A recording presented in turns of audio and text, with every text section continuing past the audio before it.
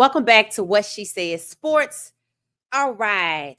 How's everybody doing? Welcome, welcome, welcome. So, y'all know Shadua Sanders is sidelined, right? But what you might not know, it is pretty much confirmed that Shadua Sanders will make the 53-man roster. It is pretty much confirmed and obvious that Shadua Sanders is the face of the Cleveland Browns, whether they like it or not. The preseason game, which Shedeur played in, which honestly proved, he's exactly who he was coming out of college, was the most watched preseason game since 2015.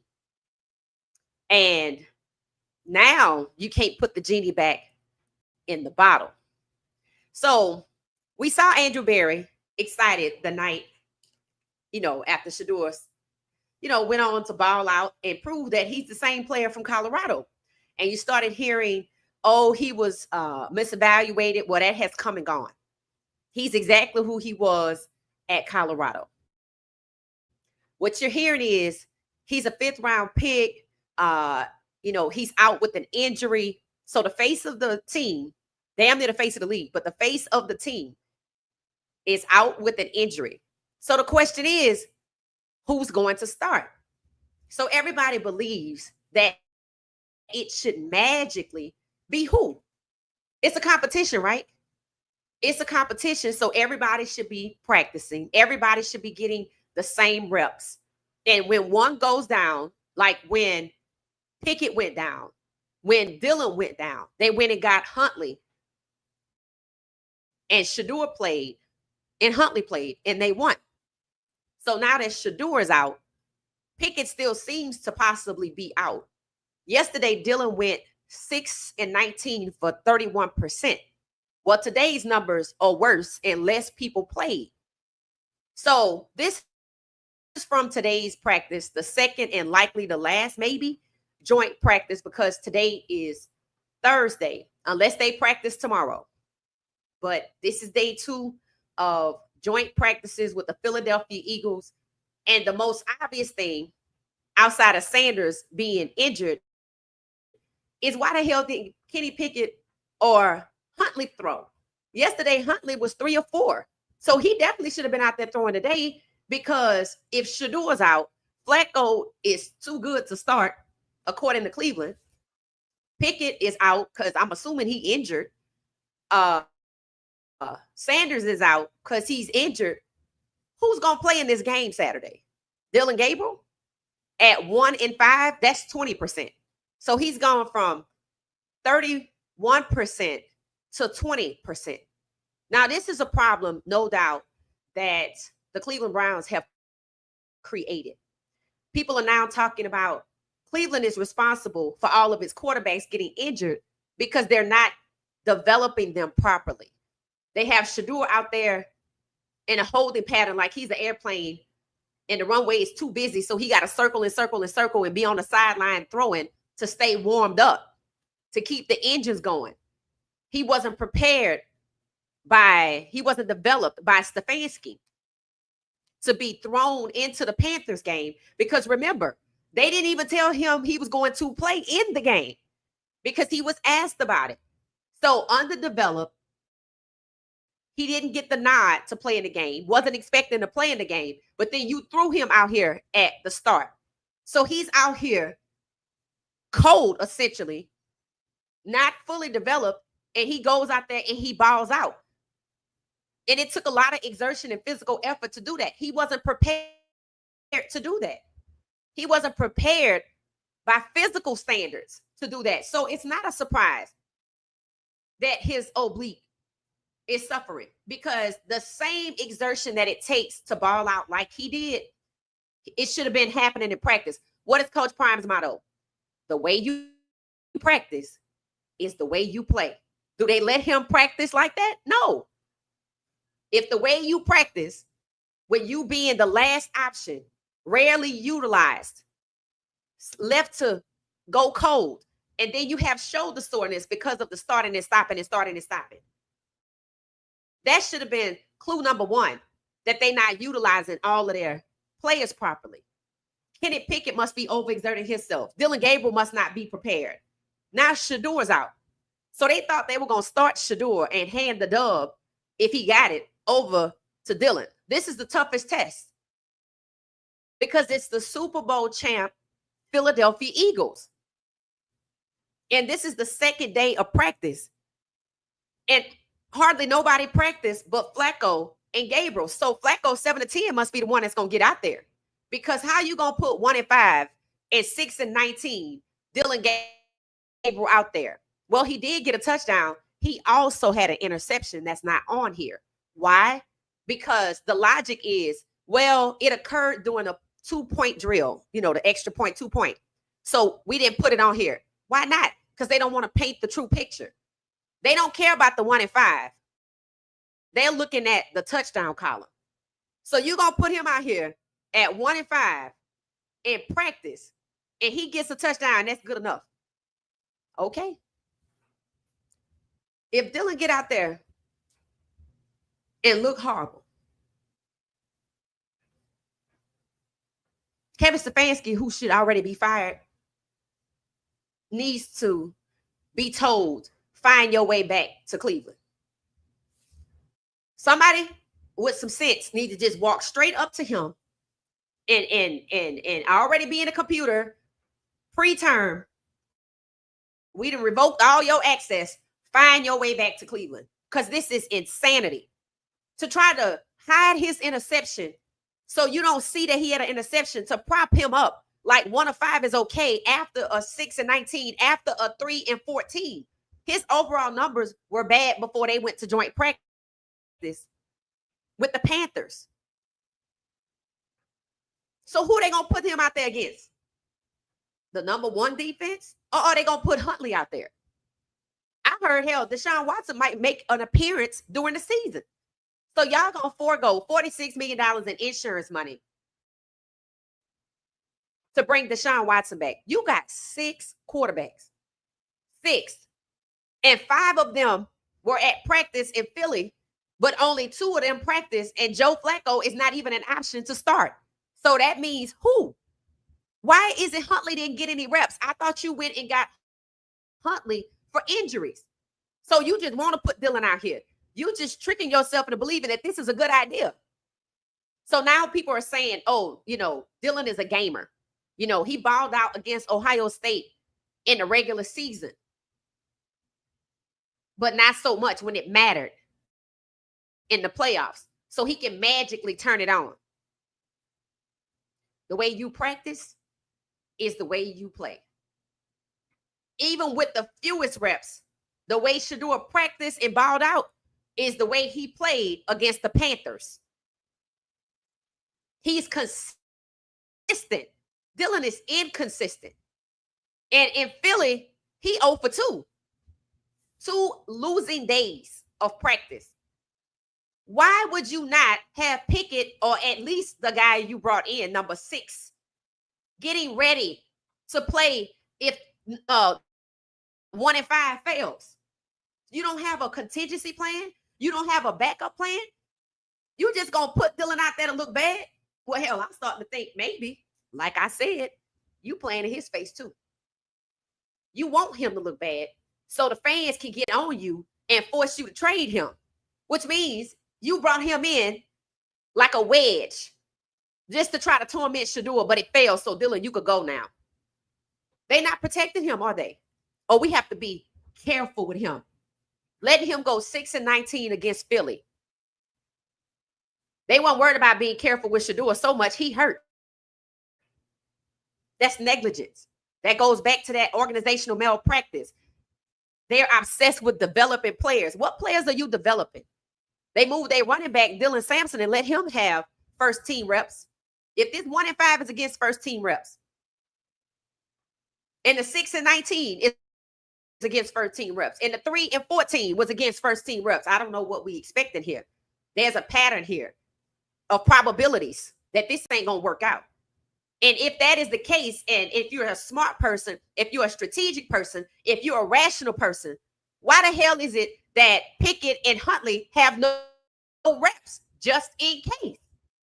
Deshaun Watson out here running around. We already know it's a probability that he gonna show up during the season because Shedeur could be out longer than we thought. I have no problem with it. I never said he should start the season. I said he's QB1 and should be acknowledged as such for his skills because they said he wasn't good. And that's proven to be a lie. And now everybody's sad that he's not playing in the game. Too bad.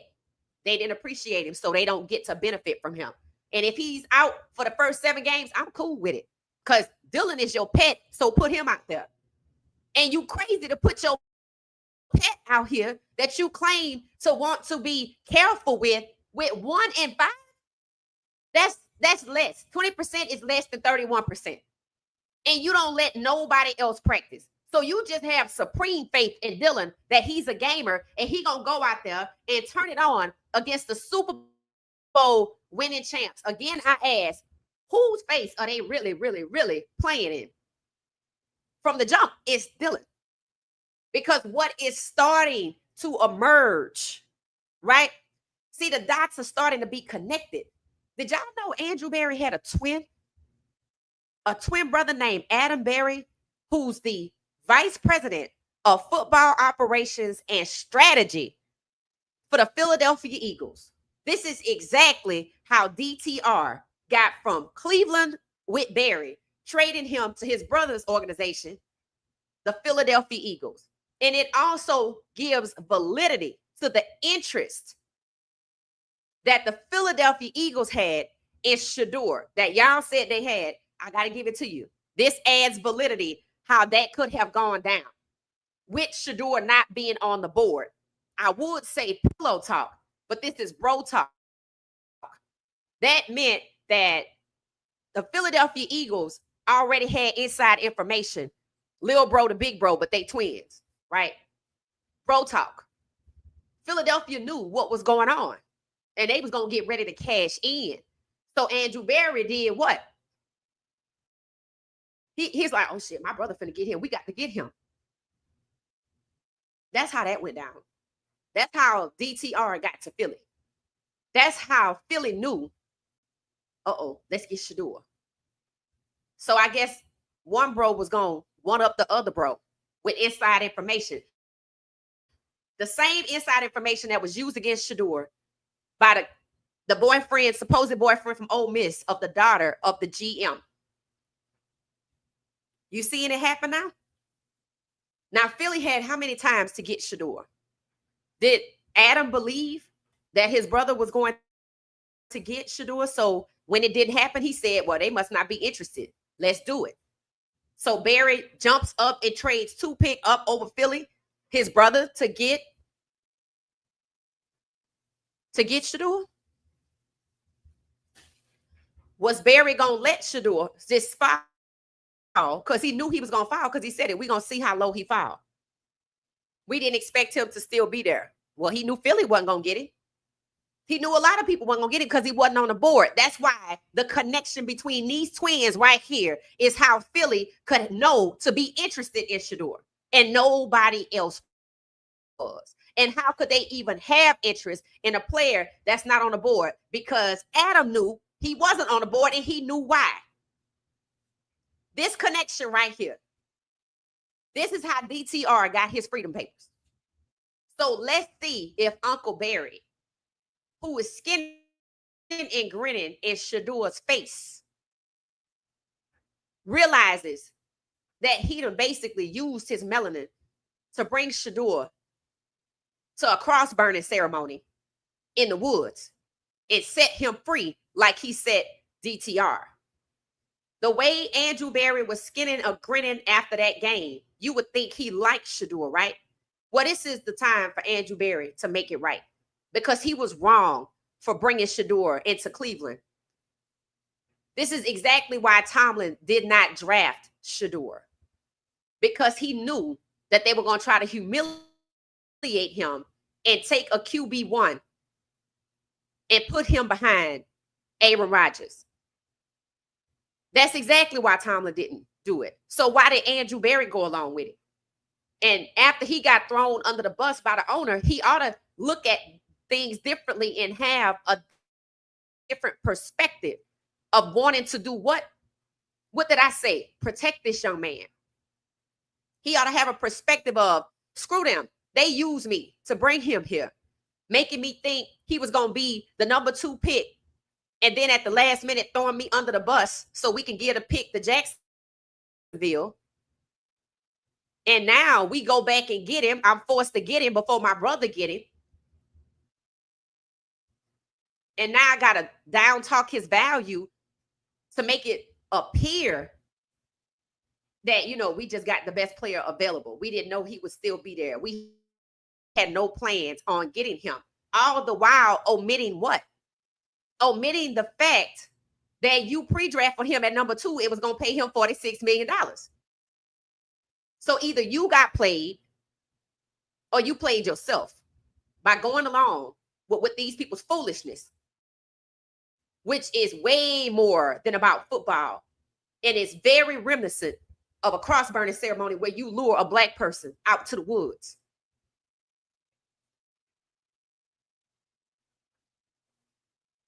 So Andrew Berry has the opportunity to make this right. He set DTR free and got Pickett, right? Was that really his idea, or was that the NFL's agenda? What I call 17-32. Taking DTR, Dorian Thompson-Robinson, in 2023, he was a true 5th-round developmental QB.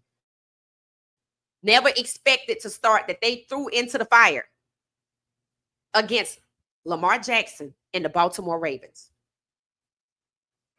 And they used that to say he's not good. So in 2024, he barely did anything. So they brought him out to the preseason. He balled out like Shedeur. And then they threw him to the wolves when they had other people. And when he fell against Baltimore, as they knew he would, next year, he's relegated to almost nothing. And now he's third string. Third string. And Philly, behind QB2, somebody I don't even know, behind Jalen Hurts. But he ain't in Cleveland, so I guess that's better. You know, hopefully they're not over there kicking on him, and I doubt it with Jalen Hurts around. Hell, Jalen Hurts was the guy sent for Shedeur, so I know it was a guy sent for DTR. But since Andrew Berry and his twin was at the center of it all, they can make some moves, can't they? Or are they doing what they're told to do? Andrew Berry moving DTR and getting Pickett made absolutely no sense.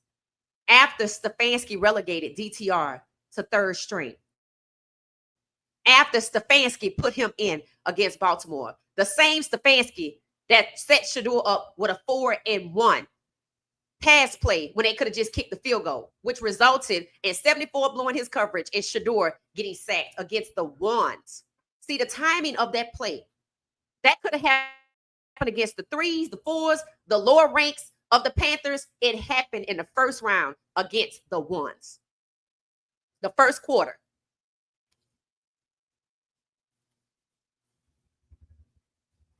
So now that Berry has been thrown under the bus twice, he got a twin he can make some moves with. I know it's crowded over there in Philadelphia, but he clearly got some friends in other places. If he has the kind of power to give Deshaun a $230 million contract and get him when nobody else wanted him either, and get Shedeur supposedly when he was unavailable and nobody else wanted him, then he ought to have the power to use his melanin and his connections to get Shedeur the hell out of there and protect him from being Kevin Stefanski's pinata and Haslam ruining his career. So when I saw this last night, this was the first inside scoop that I shared with the members. So if you're a member, you already had this information. What do y'all think about that? That right there made everything come together. I'm wearing my 144 rejected will be, the disrespected will be rejected. Because that's, I'm about to, rejected will be disrespected. No, what is it? The rejected will be respected. It says it on the back. The rejected will be respected. It's happening. Shedeur is the face of the Browns, whether they like it or not. They can do nothing about it. Dylan's numbers are so atrocious in Philly that Shedeur would have had to start, right? But they also would have capitalized on Shedeur being forced to start. Now, what did they say yesterday? Shedeur will start if Dylan can't go. Like Shedeur is a last option. If Dylan can't go, well, he could go because can't nobody else go. How you gonna put Huntley out there and not give him no practice rep? Does that make any sense? That means you have decided that Huntley and Pickett are not playing in this game along with Shedeur. That means your options are Flacco and Gabriel. And they really gonna put 40-year-old Flacco out there against the Super Bowl champs? Did they not see what the Philadelphia Eagles did to Pat Mahomes? Because I will never forget it. In fact, Flacco already experienced the same type of hit in the 2023 season that took him out that Pat Mahomes experienced in the New Orleans Super Bowl. That's what took Flacco out of the 2023 season. He wasn't around for the big game that could have extended the game that counted, right? Like they talking about, Dylan was good against Ohio State in the regular season, but not when it counted. Flacco was good in the regular season, but he got injured the same way Pat Mahomes got hit, and he couldn't take it. So he couldn't be around when it counted. So they really want to put Flacco out there. If I'm Flacco, I'm like, you're going to read my contract. People are saying, oh, that means Flacco going to have to play 17 games. I'm like, y'all joking, right? What he going to do, hand off the ball for 17 weeks? Because we know he has not played a full season since when? 2017.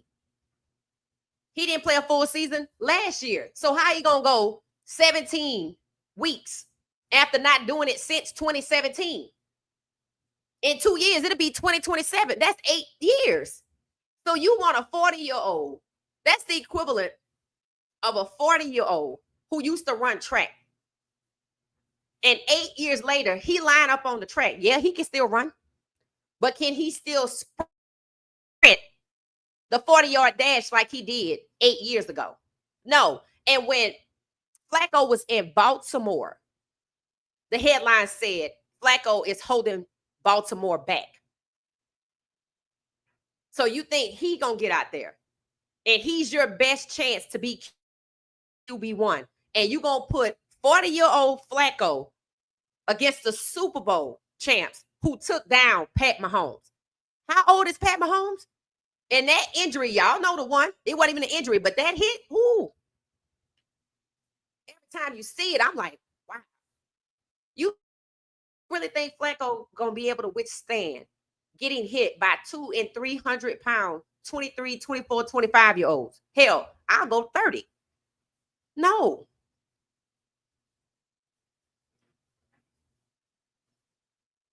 He's 41. Who is that? Paul, thank you. Thank you. Flacco's 41 now? Ooh. So when he was 2 years ago, what was he, 39? You know, as you get older, you ain't gonna be out here running track like you used to. Yeah, you can still run. You can still run. That's facts. That means he could play football. But can he do it at a high level for 17 weeks?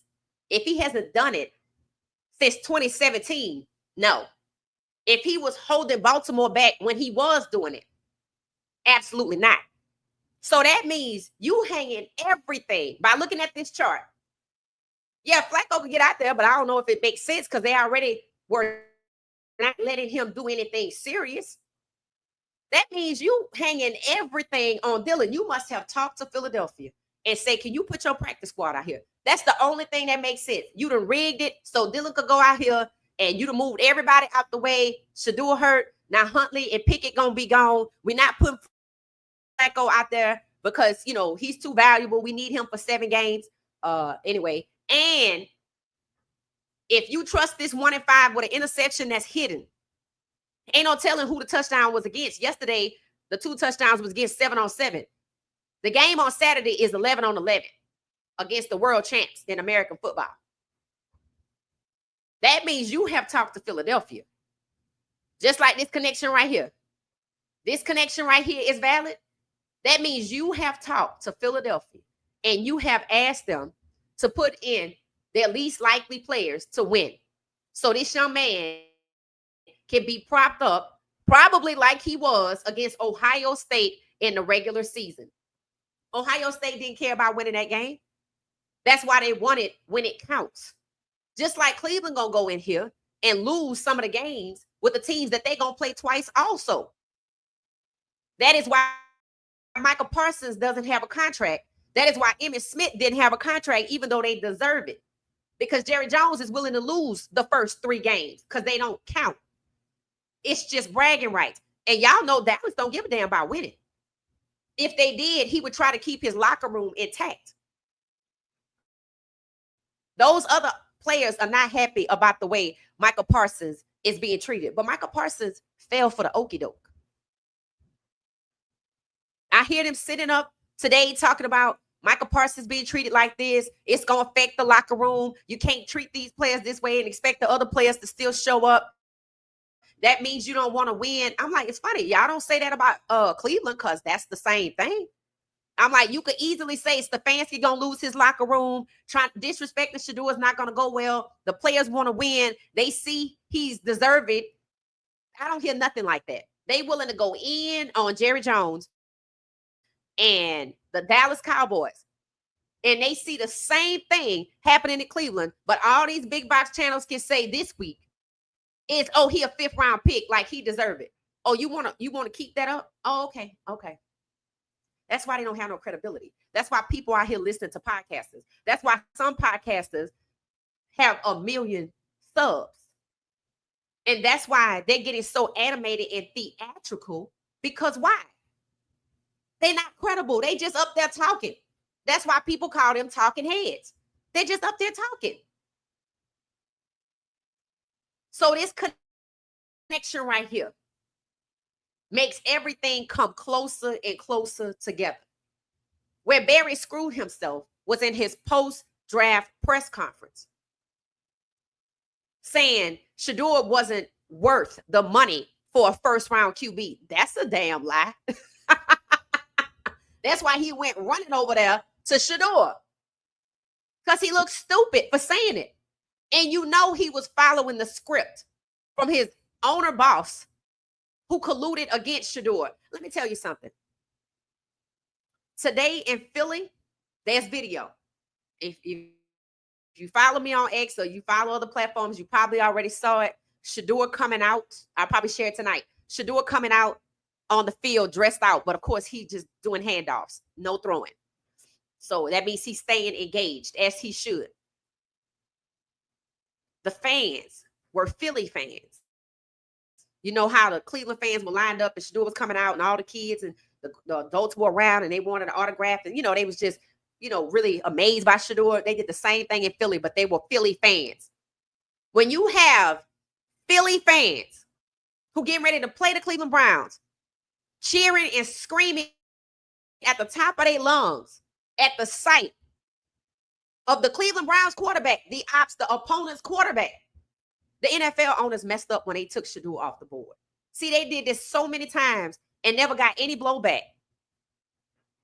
But now, the genie out the bottle. You'd have made a hot mess. See, if Andrew Berry is in charge of drafting players, and he drafts Shedeur and he drafts Dillon, and you can say you knew Shedeur was going to outplay his draft stock, and he too expensive for the 1st round. But he emerges as being the number 1 overall pick instead of Cam. You intentionally devalued him, and now y'all trying to pimp him out. That's going to be a fight.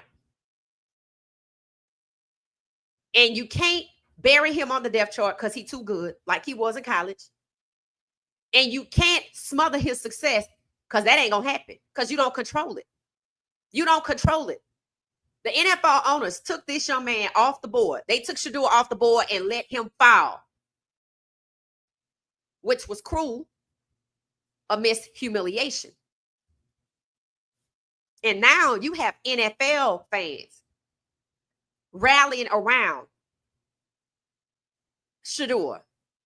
So you're going to have to go to war with your fans, because now as we turn the corner and we go from the connection in Philly that got DTR out of there, which means you can get Shedeur the hell out of there too. And somebody else was going to get Shedeur, but Cleveland stepped in and blocked it. He would have been treated much better in Philly. Am I right? So you blocked it knowing that he could go somewhere else and ball out. Whether it's Philly or not, you knew he could go somewhere else, but you blocked it. Somebody else wanted Dylan, but you blocked it. So you set this whole thing up with a fake competition, which explains why you allowed a 5th round pick in Shadua Sanders to compete for number 1, because you knew he could get there for $4 million. They know Flacco can't play a full season. They know Pickett is exactly who he is, which meant they sent DTR over there to stack him behind another black QB. Just like they set him up in the game against Baltimore and discarded him in 2024. This is their way of discarding him, trading him to another team as he wasn't good for us. So now he's pushed down to 3rd string. He ain't probably going to ever get above 3rd string ever again. They just going to trade him to somebody else and he going to be 4th string. And then the next year, he going to be gone.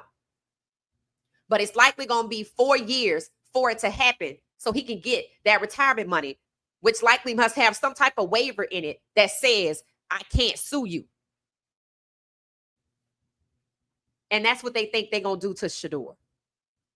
They already in Cleveland comparing Shedeur, starting with the Cabot lady. Comparing Shedeur, DTR. The preseason games don't mean nothing. Good. Well, go out there and put Dylan out there.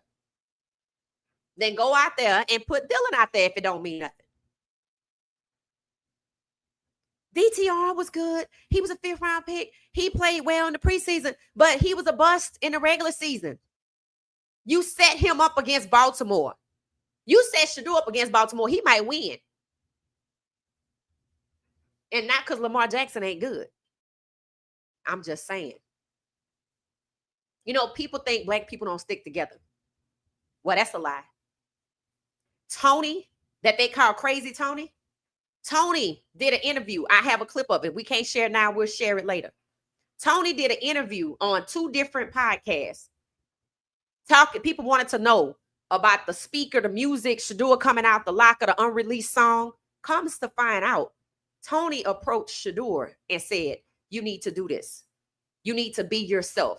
You need to be in your mode. Whatever you do to get yourself in your mode, we're going to do it walking out of this tunnel. Shedeur said, no, they're going to ridicule me. Tony said, you can't worry about that. So it was Tony. You see how the stereotype worked? Shedeur coming out to his unreleased music like he cares more about the music. It wasn't even his idea. It was the young man that has not allowed Cleveland to break him. Now, he might be traded next year, but that's better for him. Because that's how they do. Rule with an iron fist. I didn't want you to gravitate towards him. Tony did not only gravitate towards Shedeur. Tony encouraged Shedeur to do what he needed to do to be in game mode, and it worked. But everybody rushed to be stereotypical and act like Shedeur is a rapper and not a baller. Shedeur already said he wasn't focused on his music. And you see, it makes sense because Tony has been Tony. So it wasn't Shedeur gravitating towards Tony. It was Tony gravitating towards Shedeur, telling him to be himself because Tony knows how they are. Like Jalen Hurts knows how they are, which is why they had a conversation yesterday. And everybody wanted to know what it was about. Like 2 grown quarterbacks can't have a conversation in private. This is not a slave plantation where black people were forbidden to talk amongst themselves. Get the hell out of here with it. The fans ain't having it. Not only Shadua Sanders fans, but the Cleveland fans that see Shedeur is the real deal, that see they lied about Shedeur. And now NFL fans, wait till they go overseas to play that game and they start seeing 12 jerseys, or they start seeing signs about Shedeur, or the fans in other countries show up for Shedeur. And in whatever native language they speak, start calling out his name and being excited and screaming at the top of their lungs like the Philadelphia fans. The owners messed up, bro. You're going to have to give Shedeur his money. Because now, see, we turn in the corner. Like I told y'all about a parade in New Orleans. Sometimes they get in the corner and you don't see the straightaway yet. You at the part where you can't see what's happening on the straightaway. So you kind of in a blind curve, but you know something is coming. We're transitioning from he's a 5th round pick. He's not good. He's not worth QB1 money at the number 2 overall pick. We done with that. We in the curve. He's the face of the team. He's the face of the Browns, will likely be the future face of the NFL when they done talking about Pat Mahomes. But we ain't looking for that. I'm just looking for them to play each other. They don't want that. The NFL owners messed up taking Shedeur off the board because they colluded. And Kevin Stfansky was all too happy to be a servant leader to continue the collusion. And look at the mess it has resulted in. 5 quarterbacks, 1 brought in for injuries, and he don't have no passes. Yesterday, he was 3 and 4. Why you don't want to put him out there? Oh, you brought him in to use him. You didn't bring him in so he could get an audition and get a bag from another team so he could look good. So you preserve and pick it, but you hold him at Huntley. You keep playing, Huntley going to be the one out there balling. That's what it is. That's exactly what it is. See, after I saw this, everything made sense. I'm like, oh, wait a minute.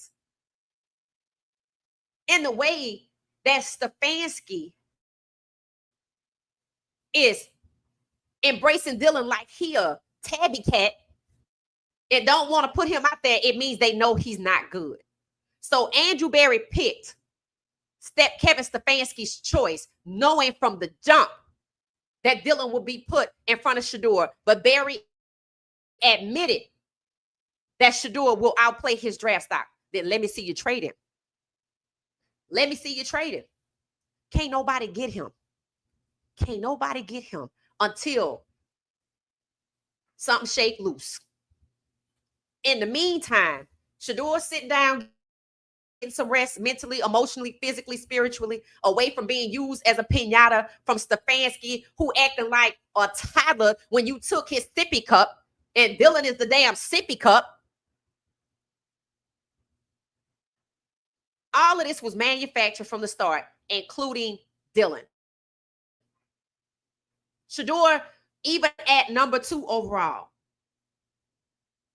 it now seems that they pre-draft under false pretenses. That's fraud, people. That is fraud, ladies and gentlemen.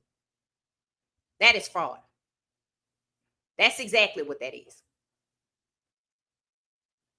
Says, Paul said, that's crazy how he said he wasn't worth the money, but he was the best rookie quarterback in week 1 of the preseason, even better than Ward. Right, which means when they pre-draft, see, they messed up. See, the owners messed up taking him off the board and letting him free fall, thinking he going to be an undrafted free agent and they can have their way with him and intentionally get him to Cleveland, which happened anyway. And with Andrew Berry's twin likely having the inside information that they just going to let him slide all the way out because that was the plan. And they was going to make a play for it. So his brother jumped up with a sense of urgency and got Shedeur, knowing that Shedeur would be treated like he's at a Klan rally.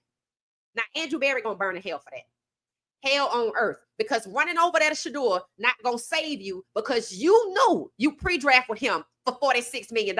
So that means the owners did a solid, took him off the board because Cleveland has never drafted a black QB in the first round. The same first round Shedeur was in. The same first round Shedeur was projected to go. So if I want you and I want to exploit you, I'm going to lock you out of the first round.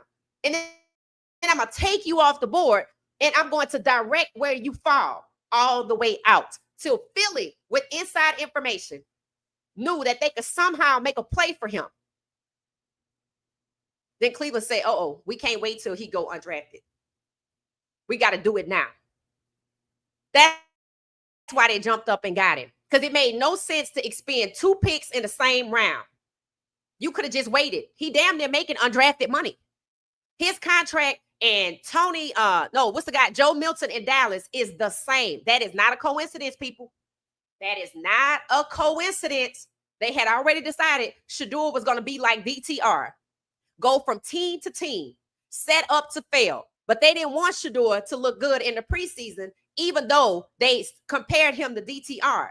Kevin Stfansky had to be evil with it and try to set him up not only to fail against the Panthers, but to get hurt. And since it didn't happen, he escaped it. They was going to try it again in Philly. They were going to push Shedeur out there knowing Dylan can't do this by himself. They were going to push Shedeur out there to get a dub and hand it over to Dylan and give Dylan the ride on the float in the parade that they beat the Super Bowl champs. And Shedeur, they was going to run back that 4-1 play or something else close to it. That made absolutely no sense. And this time, because they saw what happened to Pat Mahomes at the strength of the Super Bowl winning champs, they was going to have Shedeur to get hurt. So they have gone from set up and fail to set up and harm. And this is Stfansky's doing, and he's a servant leader, but it ain't to Jesus. It's not to Jesus.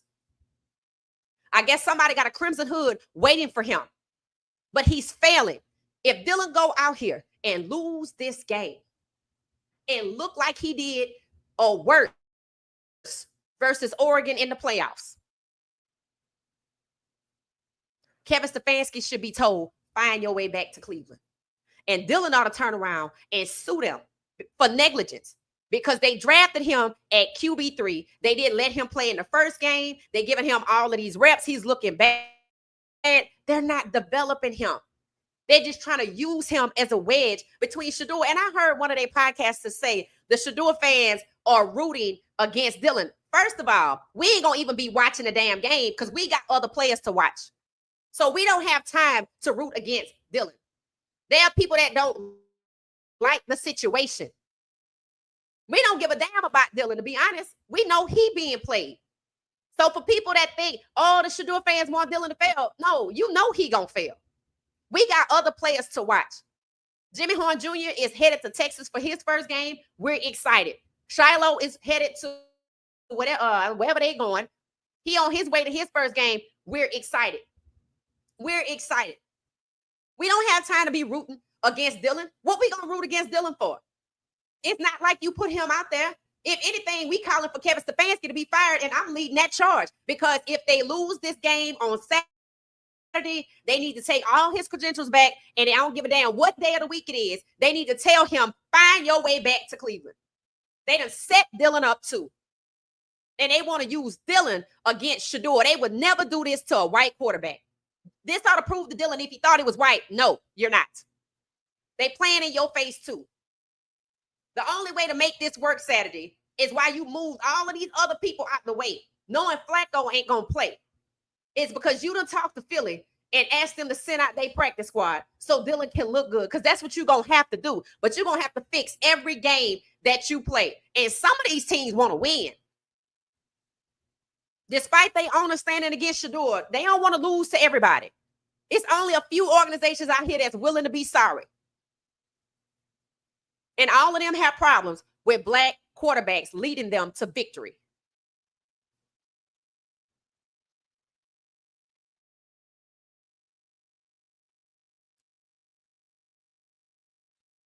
It said, who's that? Jonathan. How you doing, Jonathan? It said, love how legacy media keeps saying 5th round draft pick. Right. But they feel sorry for Michael, but they keep calling Shedeur a 5th round draft pick. You know why? Because they also tore Shedeur down. Like we're going to forget all Shedeur's work at Jackson State in Colorado. We'll never forget. Thanks. Shedeur balled out. Shedeur is the same player since college. I'm so glad he wore his Colorado backpack. I'm so glad he listened to Tony. Look, be yourself. Because at that time, he was damned if he did and damned if he didn't. So you might as well do you. And the media is loud and wrong and stereotypical per usual, telling Shedeur to chill. Bucky made a new song and he put all the negative comments verbalized. It's just a preseason game. Chill. If he lost that preseason game, you would have thought it was a Super Bowl. convenient. So I'm glad Shedeur not playing. Hell, the one game he did play spoke volumes. It means he should be the starter on an NFL team. But since Cleveland is on that bull, get some rest, young king. You've done enough. That injury is your protection from the evil that was going to ensue on that field. And now they're out there trying to work it out to make sure that Dylan don't experience the same thing, because he probably ain't going to survive it. There's already 2 players carted off the field in other teams, other preseason games. Dylan is 5'8", and they said Jimmy Horn Jr. was 5'8" and too short to be a wide receiver. So how the hell do you get a 5'8" quarterback? Because you know he gonna fail. You know he gonna fail. You just wanted to act like you was into Dylan all along. That's a lie. You was chasing Shedeur down. You did all of this to devalue Shedeur because you couldn't stomach paying a black quarterback $46 million in the first round, because you've never done it. You've never drafted a black quarterback. So y'all concocted this little plan to take him off the board, lock him out the first round, which meant you knew that the rounds in the draft dictate the money. So if he went undrafted, you was going to get him for $3 or $4 million of the league minimum for 4 years to win for you. Guys said no.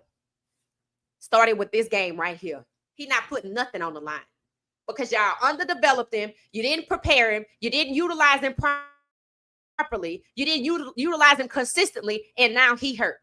You should have saw it coming, because all your damn quarterbacks hurt other than the 41-year-old, which means y'all incompetent and you're negligent. Get somebody else to do it. Hell, they gonna have to get Deshaun to play, because I don't know who's gonna play this game. Because if you put Huntley out there and you didn't set him up to practice, then, again, Kevin Stfansky needs to be fired immediately. And he needs to find his way back to Cleveland. This makes no sense other than you conspiring behind the scenes to make sure Dylan wins this game. Y'all going to have to play in somebody else's face, because the fans are invested in Shedeur, and it ain't nothing the owners can do about it. Cut him and see what happens. When you have the opponent's teams cheering for the visiting quarterback, he's not going nowhere. One thing about it, the owner's going to change their mind before God change his about Shedeur. Believe that. And God clearly is not playing. That young man is covered. He is protected. The fans using their voices. And the NFL owners just going to have to pay Shedeur his money like they paid Deshaun Watson his.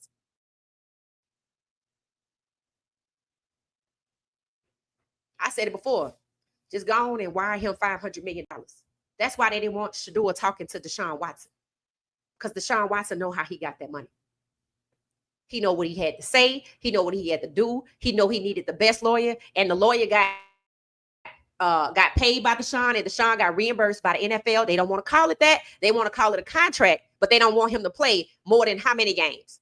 So Cleveland did a favor for the NFL, which is why Cleveland, one of the sorriest teams out here, the most incompetently run and negligent in terms of players' careers, especially quarterbacks, and even more so black quarterbacks, especially the elite ones, even the ones that are supposed to be developmental, have all been set up to fail. Haslam should be forced to sell his team. Stfansky need to find his way back to Cleveland. And a congressional hearing is what's needed. But I think we might have something better until we get to that climate. The fans. Everybody already saying it. If Dylan lose this game, heads will roll. I bet they don't. I bet they don't. In 2024, I think Cleveland went 3-14. You see, Stfansky still have a job.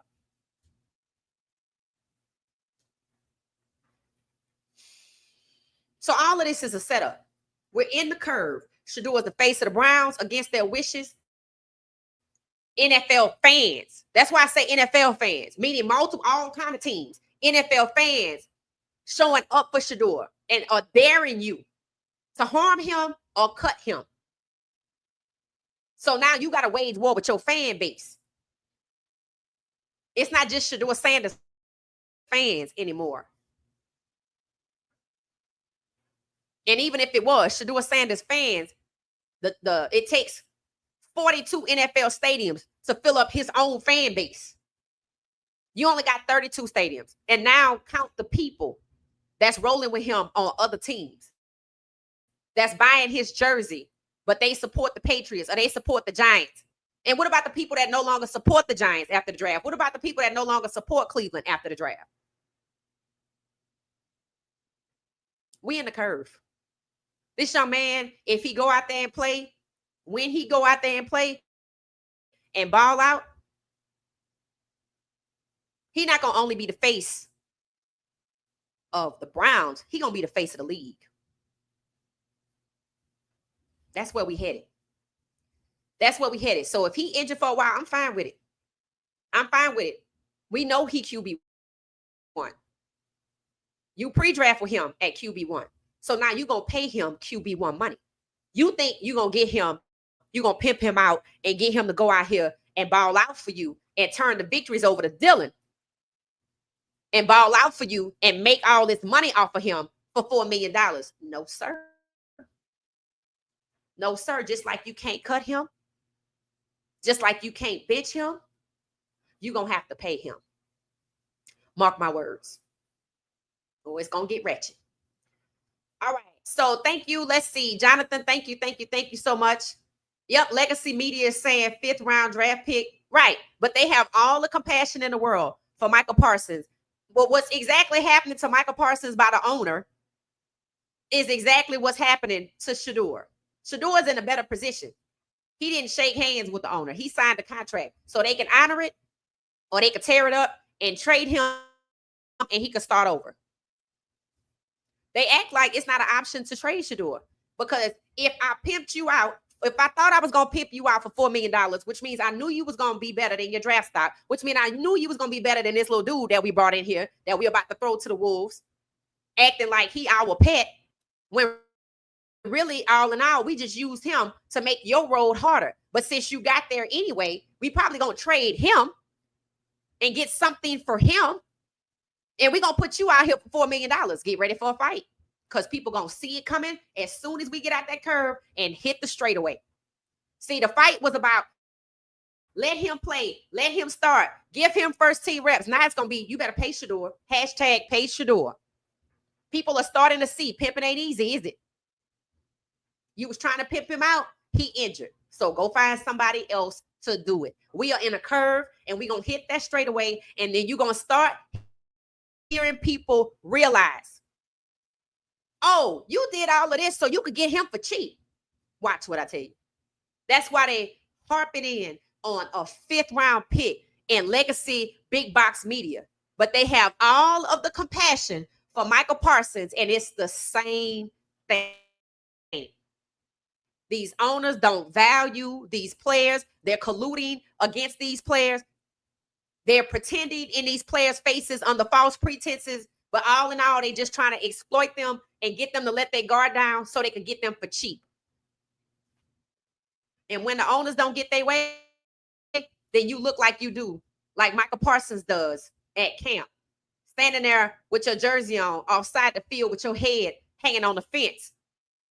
Because the realization is set in. He ain't even got to pay you right now. You still got another year on your contract. And if you hold out, you're going to pay $1.5 million per game. That's why he don't care.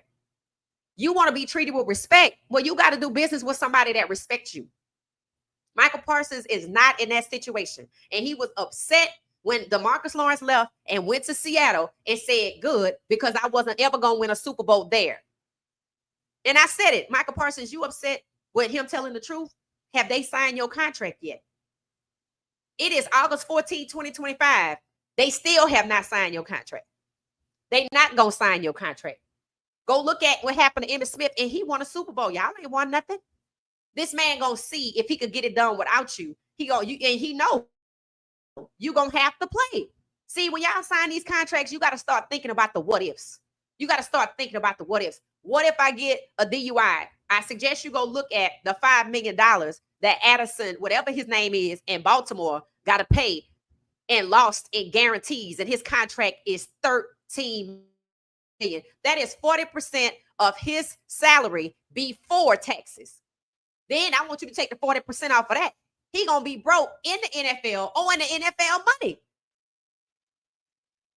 Y'all didn't want to make no waves with these people. You enabling it. You're enabling this. And for people like Chris Carter that wanted to basically lambaste Shedeur, you shut up and be happy you got a job. Shedeur was right. Every way he played it, he was right. He was right when he said, if you don't want to change the culture, or if you don't want to change the coaching, don't draft me. Why? Because the culture is toxic and the coaching is trash. So Cleveland definitely shouldn't have been after him at number 2. The New York Giants weren't going to never take him, regardless of what he said, because they also have not had a black starting quarterback. So pay attention to how they treat Russell Wilson. They should be talking about Cam because he's the number 1 pick. That's what you wanted, right? But they mad. And the media itself, who should be talking about Cam, is asking, why is nobody talking about Cam? You the people that should be talking about Cam. You know why you're not talking about Cam. Because he's a black starting quarterback in Tennessee, and they have a horrible history. And they traded away Malik Willis, who his own teammates say should be a starter. He too damn good to be a backup. That's because they stacking these black QBs together, and that's what they think they're going to do to Shedeur, and they're going to just use him as trade capital. And now with the number 1 pick, they talking about getting another quarterback that they ain't ever had in the first round, Lenore Sellers. That's why his daddy should have took that money and let this shit ride out. Don't be in a hurry to run to this damn league. It is a hot ass mess right now, especially if you a black quarterback. And even if you not, look at Shedeur and look at Michael Parsons and learn from it and stop enabling this. And the worst enablers are the former players. I applaud Chad Ochocinco for speaking up. I applaud anybody that used to play for the NFL and can hold it accountable for the way they treated Shedeur and Michael Parsons. But I don't respect anybody that has compassion for Michael Parsons and keep calling Shedeur a 5th round pick like they don't know that he's a 1st round pick, and it's proven in the NFL, not just college. And the owners took him off the board. Y'all say they was trying to teach him a lesson. No, they weren't. No, they weren't. They were trying to humiliate him. They were trying to devalue him and get him the ball out for cheap because they don't want black starting quarterbacks leading the way on 20 NFL teams every Sunday. But since you here and I have to draft you, because if I let you go to Canada, your 3 million fans going to go with you, and that league is going to outgrow mine eventually. Yes, it is. And if he go, other players will follow suit. They know what they're doing. They know what they're doing. So I'm going to draft and bury you, draft you cheap and destroy you. Then I'm going to let you get out here. After I'm done fighting you, I'm going to let you get out here and win for me for $4 million. The hell you say? God said, no, get somebody else to do it. Oh, we're going to cut you. Cut it.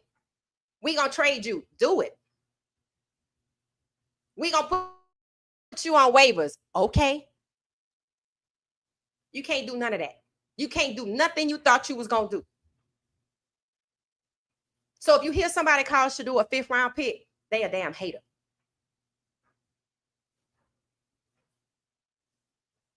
That's all it is. And if they say, you know, this is my job, this is what I got to do, they still a hater.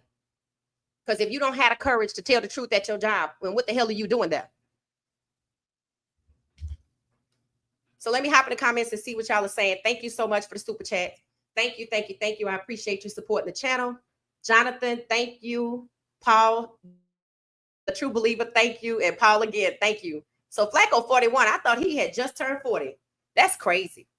That's insane. And if you look at Cleveland and how they treat Deshaun Watson, now they talking about they got to put him out there. You thought putting Deshaun Watson out there was going to make Shedeur shaking his boots? I bet at this very moment, Shedeur's mindset is exactly what he said it was, even more so now. I mean, I have time. You know, I just stay ready. And when I get my opportunity, make the most of it. If he don't play the first 7 games, he good. Hell, if he don't play this year, he going to be good.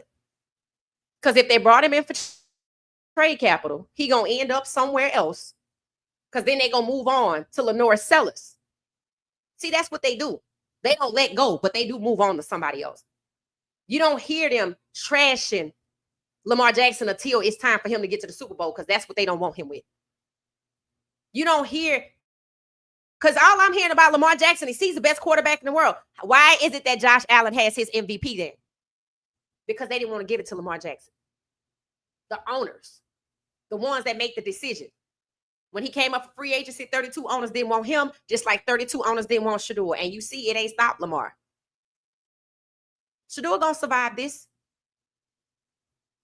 Jalen Hurts is surviving. He ain't bothered. He don't give a damn what they say about him.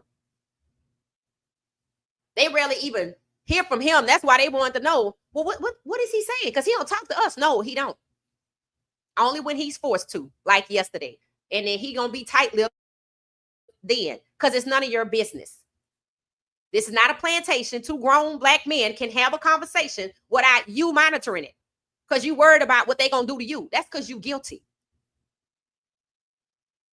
They just stack these black quarterbacks together, and it's gonna work against the league. Now you got players speaking out. Shedeur and Myles Garrett was on the practice field still talking to each other. They ain't worried about them speeding tickets. Y'all can set out all the memes you want about they speeding tickets. The police ain't worried about it. They paid their tickets. They just want to use that against Myles because he's the leader of the team. What they do know, you don't want to piss off your players. You don't. And all of the players know, if the leader is the one that's embracing Shedeur, and Joku is embracing Shedeur, Tony is embracing Shedeur, Jerry Jeudy finally found his voice to say something positive about Shedeur. You don't want them players. You don't want those players upset with you because y'all losing with 1-5, 3-14, and 6-19 because that's Kevin Stefansky's pet. If they know the locker room gonna be in shambles in Dallas behind Michael Parsons, you don't think it's gonna be in shambles in Cleveland? Just because they ain't saying it don't mean it ain't happening. But it's funny how the legacy of big box media can't even say that. Why are they taking the approach that it's a problem in Dallas, but Shedeur is a 5th-round pick, so he deserves it? No. That's where the fans come in at. That is precisely why people who have these sports podcasts, there are a lot of people who like Asante Samuel's point of view there. That's why Jeff Teague has almost 1 million subs. That's why it is what it is with Cameron and Mace and Stat Baby. That's why they have 1 million subs. People are tuning out these big box channels because they're not being honest. They'll say something for a second and throw it out there and get you interested. Then they just go right back. People see through that. People see through that. So, Deshaun Watson might emerge. They might forego the $46 million. If Shedeur not playing, be okay with it. Not only do they not appreciate him, if God ain't gonna let him get injured, God ain't gonna let Shedeur get pimped out for $4 million. So take whatever God decides, because that's what's happening. God's will is being executed, and it's gonna stay that way. And Cleveland is losing, and now the NFL is losing. They messed with the wrong player. They were jealous of his success, but didn't realize that all of his fans that bought these jerseys and the 3 million fans that's out there with the other million buying Colorado jerseys, people are still buying Colorados too, which I fully support. That those fans will speak up for Shedeur. You have to be arrogant to realize that a player has 3 million fans behind him and that you are going to mistreat publicly, devalue, discriminate against, and humiliate 3 million people's favorite player publicly, and nobody would say anything. That's arrogance. And arrogance always goes before the fall. The plantation is burning. It's a slow burn, but that's a start. All right, y'all. So I'm going into the comments to see what it is y'all are saying about all of this, starting with the twins. The twins. That is interesting. That is very interesting.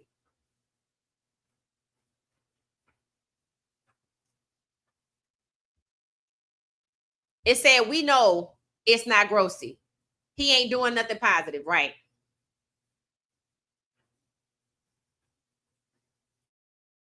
It said, I heard the Oregon running game is what helped them beat Ohio State in the first game. The second game, they shut the run game down and Dillon couldn't do crap. See, and I figured that when I heard them saying that, I said, I haven't watched that game, but if I get time, I want to go see what really happened. Because the only way that in the regular season, Oregon wins and they get demolished in the playoffs is because Oregon, either Ohio State didn't want to win or it didn't happen the way they said it happened.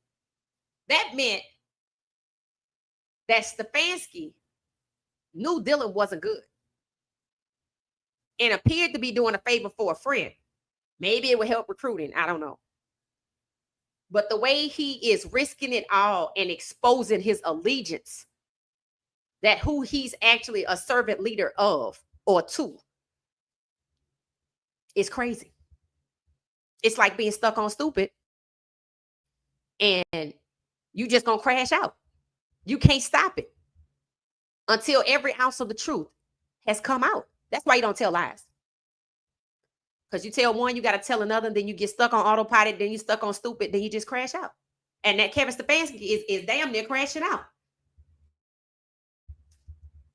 So let's see how far they go to try to help Dillon win or not play at all.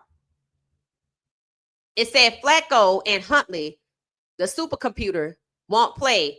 He's being hidden because he's horrible. Right. And they knew that. They knew that. And they tell you they set him up.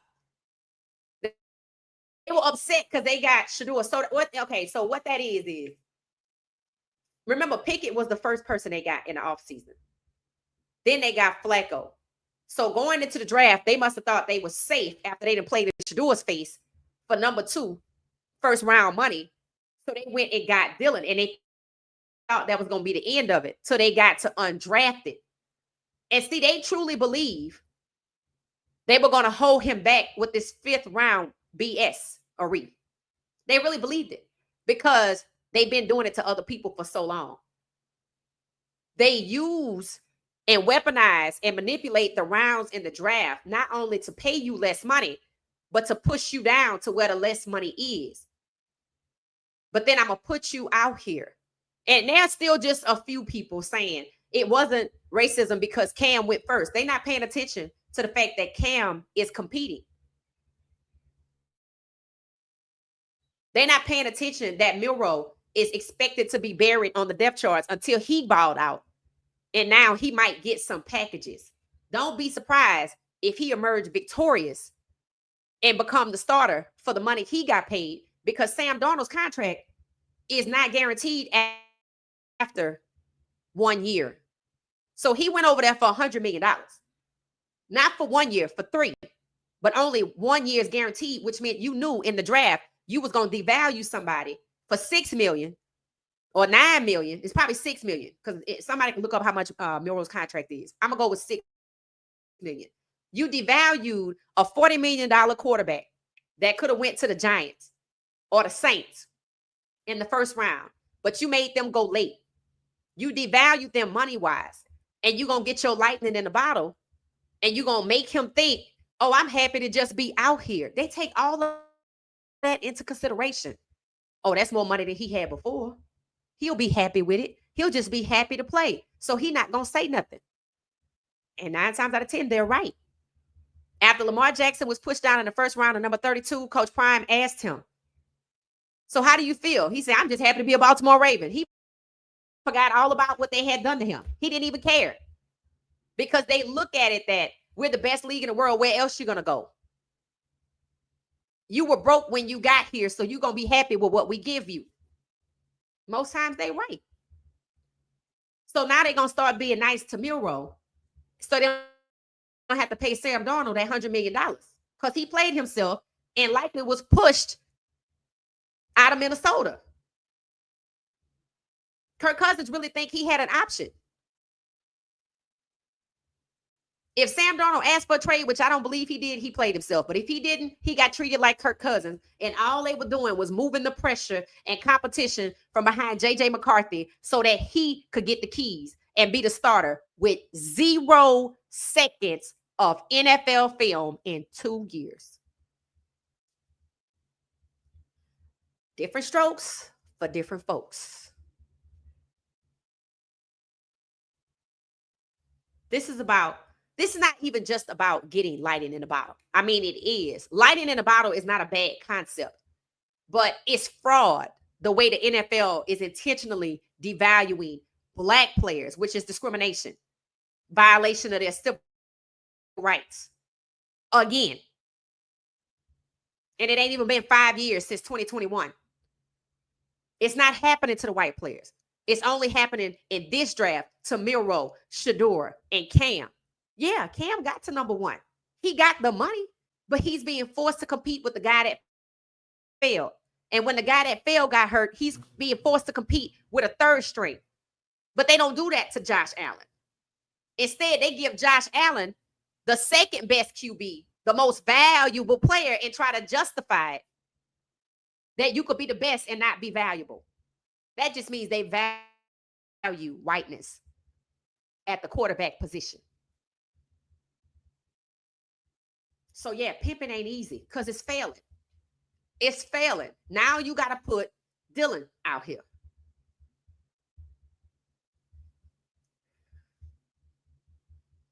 It said Flacco has said hands down it's him. Okay, so he's playing because we know he QB1, right? So he must be playing against Philly. Is that what you're saying, Jam? He's playing against Philly? It says Shedeur might be out for a couple of weeks, which would mean we might not see him until late season. I'm fine with that. I'm fine with that.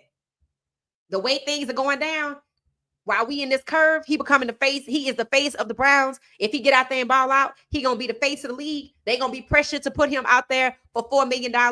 No. Hashtag pay Shedeur. So no. I don't have no problem with it. Shedeur can stay in shape and work out like he been doing. He got free time. Bring in Daryl Colbert Jr. Y'all keep doing what you've been doing. Get you your own trainer for your physicality, because don't trust theirs and don't let nobody give you no injections for anything. Dylan Gabriel had an interception today as well. They didn't want to report that, talking about, well, it happened on a 2-point. Okay, it still count. That means they trying to make him look good. So they crazy enough to think that not having Pickett play, not having Huntley play would make us ignore the fact that he went 1-5 and got a touchdown. How would you feel if you see an interception over here? Nobody gives a damn because I'm looking at 1-5. You're playing you're playing in a practice scenario and you're only 1-5 against the team you're going to play on Saturday. I'm assuming they're going to practice tomorrow. I mean, because what y'all doing? Maybe they off tomorrow? It could be. They could be off tomorrow. It said they're going to kill that old man. Yep. So Flacco playing. Okay, well, now that's crazy. See, that means you don't want to put Dylan out there. That means you know Dylan wasn't good. You knew Shedeur was going to outproduce his draft stock, and you knew Shedeur and Dylan wasn't going to be good. So you just got Dylan as a wedge. Okay. Another pick for Dylan. Yep, they lying. That's crazy. That's just crazy. Bet they try to make sure he's covered because we all know that body. Chucky can't play. Right.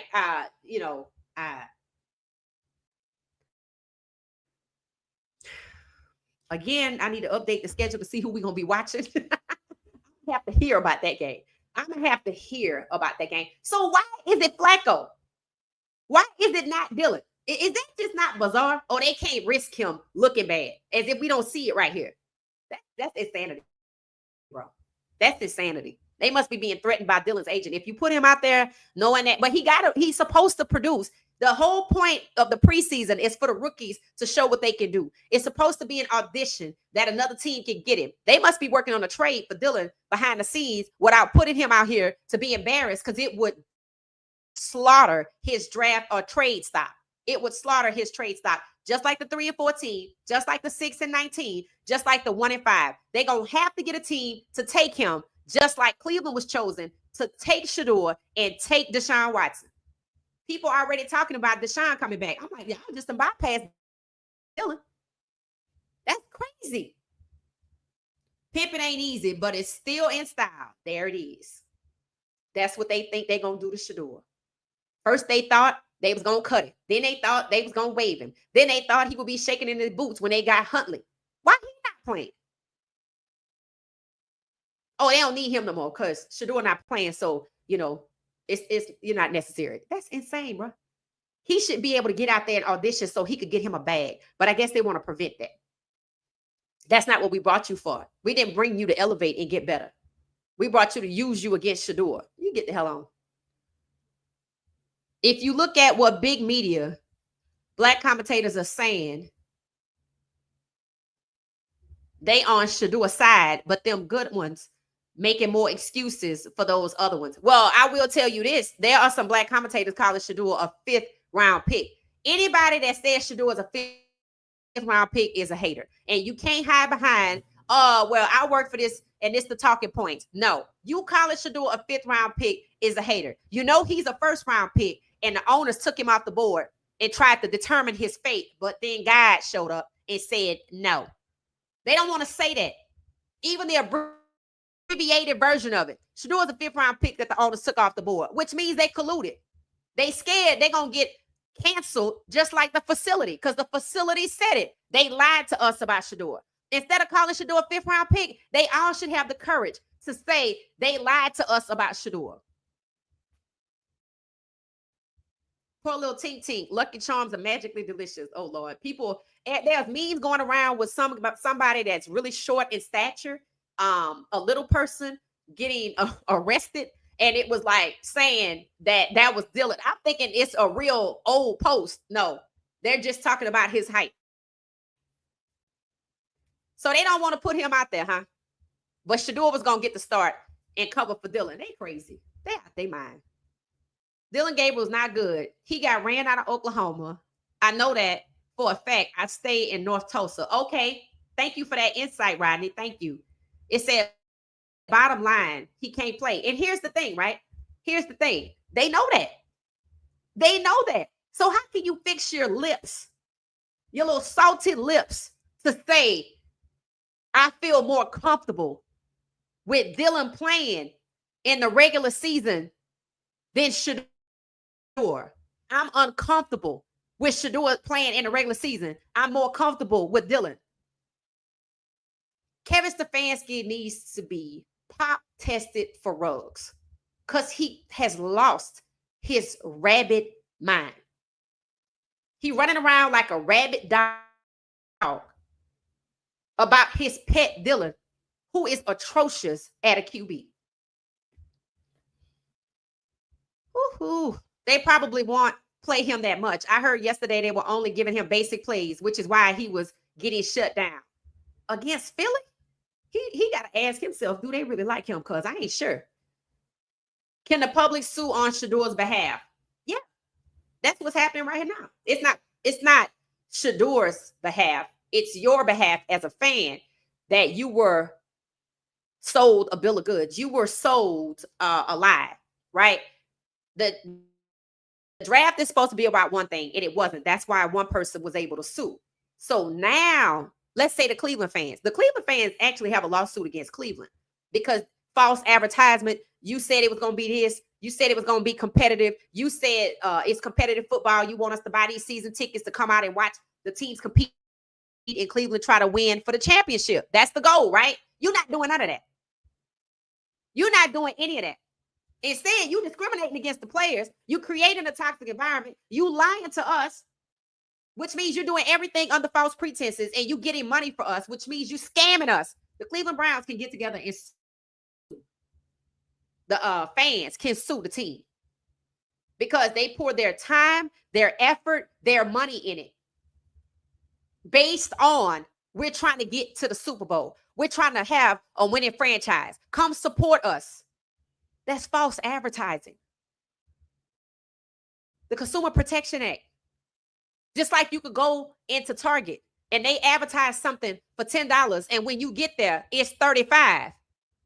And enough people talk about it and realize it's a bait and switch. They baited Shedeur in at the number 2, had the fan base all excited. And then when they were like, we got Deshaun Watson, so we can't get him, because that's what this was supposed to do. We pivoted against Shedeur, but they really didn't. This happened in March. They ran out there to see you on 4-4, not only saying they're going to get Shedeur, but we're going to get Travis too. So they lied. They hyped the fans up so they could buy tickets. That's why they put this information out here. Ooh, we want to see Shedeur. But then we took a big swing with Deshaun Watson and missed. Well, damn. Well, that's true. And Cleveland know how their fan base feel about Shedeur. There were fans that canceled about Deshaun. There were fans that canceled their season tickets when Deshaun came to Cleveland. So they knew throwing Deshaun under the bus would work. And they were painting a picture that Shedeur will be no better than Deshaun. They blame Deshaun for being hurt, but all of their quarterbacks are hurt, except for Flacco, who finna go out here and probably be hurt. Some people think he's still the one that's going to get traded because he wants out. Maybe he does. We saw how happy he was with Shedeur. That would be probably his reason to stay, because he has incentives in his contract. That's why he likes Shedeur. I mean, other than he's a likable person. But the fact is, he know he can get there and hit those incentives, which is why he got off his couch. He didn't get off his couch for $4 million. He got off his couch for those incentives that could maybe get him paid $10 to $13 million. And Shedeur is the best option to get there. He know he good for half a season, not even half a season. He know he good for a third of the season. Look at how many games he played and was good in Baltimore. Then that's what you could expect here, and maybe take a little bit one game off. And if he getting out there in this preseason against Philly, again, they must have called Philly and asked for a favor, because they do favors for each other. Hey, can you take this player so we can take this other player? Can you take Shedeur so we can hold him back and bury him and he don't become the face of the league? Too bad, because it's happening. It's happening. So yes, the fans can sue on behalf of the fans. Consumer Protection Act. Look into it. That's what they need. And to me, this is where the Browns fans ought to be like, so what is all of this that you got us hyped about Shedeur about at the number 2, the franchise QB? And you know what? We understood when Haslam came out and said Deshaun Watson, we thought he was going to be good, but it didn't work out for us. Hold us accountable. That means you weren't going to get Shedeur. But then he magically falls into our laps for $4 million, and you still holding him back. And you're not just holding him back. You done ran out here and decided to lose your mind and bet the farm on an unproven third-string QB that is 5'8", that you know is not good, that you know is not better than Shedeur. This is where the Cleveland fans ought to start holding the Browns accountable. This is their opportunity. This is their opportunity. Don't talk about Deshaun. Yeah, he out there running around. See, that's how Haslam knew if he threw Deshaun under the bus, the fans would be okay with not getting Shedeur at number 2. Oh, he make too much money for that. That's why Barry said that. He just wasn't worth the money at 2. Why? And that's proven to be a lie. And he over there skinning and grinning in his face. And now you got it for $4 million and don't want to play it. You rather lose. And you don't even have to tank for next year. You got the number 1 pick. Oh, you want to get a quarterback next year. Oh, we want to get Manning, trying to get the fans hyped up, until Manning said that ain't happening. And it wasn't going to never happen. That was also a lie. And they know it. Having the media to say things like that. How would the media know that Gabriel early on is Stfansky's favorite? Because Stfansky told them. Trying to make it look like we want to part ways with Shedeur because he too famous. But he now the face of the team. And they see they can win with him. So now they're going to have to fight their own fan base if their fan base stands up and hold Cleveland accountable. If not, Shadua Sanders fan base and the other NFL fans are going to do it. But they should be the ones on the front right now. So yes, you can sue on behalf of the fans. You don't even need Shedeur because these teams sold you a wolf ticket. What in the world? No Huntley either. Yeah, that didn't make no sense. Like, why? I thought you brought him in for the injuries. So why not put him out there and let him get his opportunity? Because that's not what I brought you in for. I built you up as an all-pro, this, that, and the other, and then I must hide you away because I don't want you going. That's not why I brought you in. So yeah, that's crazy. That's insane. Stfansky is gonna call plays to protect Dylan Gabriel. I wouldn't be surprised if some first string O-line starters play for him. I agree. I agree. They trying to do something. If they know Flacco gonna get out there, then they're gonna put Dylan out there for a little bit, like you said. So that means they trying to conspire behind the scenes to make it easier for Dylan. As you can see, they coddling him. I'm like, so you just wanted to pay somebody Dylan money, whatever you paid Dylan, you just wanted to give him the money. Is he giving it back to Oregon? Because what are we doing here? We're wasting a roster spot. That's what we're doing. We're blocking somebody that we know is not going to do anything for us, but block Shedeur because we were going to get him undrafted free agent because he wasn't on the board. Just coming in. Yep. 1-5. 1-5. It said now you got to play. Yep. You got to play. You got to play the guy. Hey, how y'all doing? How y'all doing? It said they look just alike. Oh, you talking about the twins? Yeah, they do. Dylan is gonna crumble. Yeah, I'm like, I think he's scared. He looks scared.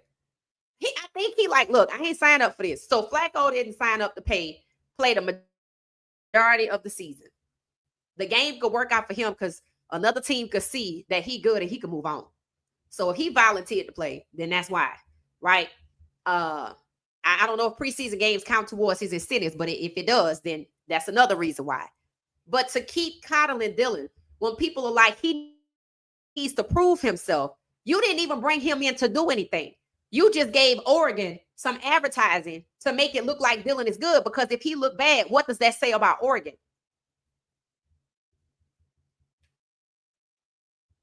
That Dan Lanning should have left Dylan at Oklahoma. I need to go find the name of that quarterback that thought he was going to be the starter after Bo Nix left. He was black. That thought he was going to be the starter after Bo Nix left, and they up and paid Dylan several million to come to Oregon. But clearly they didn't need him to win. They just needed him to snap the ball. So he getting off easy while they making Shedeur's role tough, difficult. I'm late, but did you hear the guy talking, trying to say 12 missed throws last week, said guys were wide open? I don't know. Not if it's not documented. Good food, good food, good food. Wow, he has a twin. Yep, just in case y'all just not joining us. Twin powers seeming like they've been activated behind the scenes and tried it in the draft, maybe. But it would explain how Adam, that's his name, the other twin, vice president of football operations and strategy. That would also explain how Jalen Hurts' manager has such good connections getting in. She didn't have a tough time getting in with Philly because of Adam, likely. It said the Browns and Clowns are tanking. What the good? I don't know what they tanking for. You already have 2 first-round picks next year. You got the number 1 pick next year. Those players that they think they want are taking themselves out of the equation. Nussmeier is the only one that doesn't have to say anything because of the New Orleans connection, right? Which meant when they got Tyler Shaw, they was playing in his face. We just got you out here till Nussmeier come out of school. Jackson Dart too, you just over here till Arch ready to come out of UT. And they putting out things about him. I think they trying to force him to leave school early. I didn't look into it totally, but people have their way of trying to make things happen with a smear campaign, just like Deshaun Watson. So, yep, he has a twin. It say after all is said and done, Flacco is going to be QB1 and Shedeur is going to be QB3. Dylan a pick at QB3. You mean QB2, Charmaine? It said other than that, they need to trade Shedeur. He'd be a great backup for the Eagles. They already got 4 people on the roster. And they not trading Shedeur that they got for $4 million. They knew what they were doing when they devalued him. You don't even hear them talking about. They didn't say that Philly wanted to get Shedeur like they said other teams were interested in Dylan. You know why they said that? You know why they said that other teams were interested in Dylan, so they don't look stupid as the only people interested in Dylan. And now it shows why nobody else was interested in Dylan. You know why they don't say other teams are asking about Shedeur? Because they're still colluding, and no other team can get Shedeur, just like no other team could get Shedeur in the draft because he wasn't available, which explains why the only team that showed interest has a twin brother in football operations and strategy for the only team that supposedly showed interest in a player that's not on the board, the twin brother of the GM of the Cleveland Browns. So was the interest real? Or was it just something to do to justify jumping up? You needed a reason to have a sense of urgency. You did. And you couldn't say the White House is leading on us. You couldn't say that. They don't want to say that now. They want to act like that didn't matter. That's a lie. Running out there and letting the president announce the 2027 NFL draft in DC, well, we don't know and we don't care what a 2026 draft is, was a favor to keep the White House off their back. Because what did I say about the first 5 minutes of turf wars?